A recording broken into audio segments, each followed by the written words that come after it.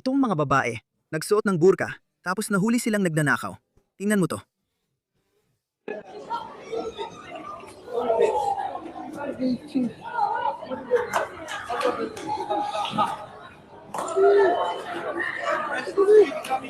Ay grabe, Diyos ko.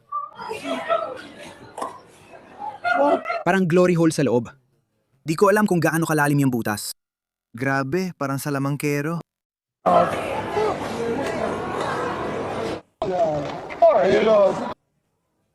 Lahat yun galing sa isang babaeng nakaburka.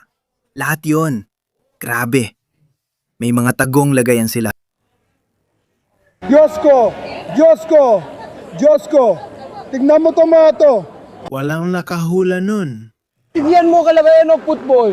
Grabe pare! Diyos ko. Kita tayo mamaya! Na yon, hindi ko alam kung kinasuhan sila o hindi. Dahil kadalasan, kahit ang mga security o ang mga negosyo na ito, ayaw na nilang dumaan sa abala ng pag-fill out ng mga papeles.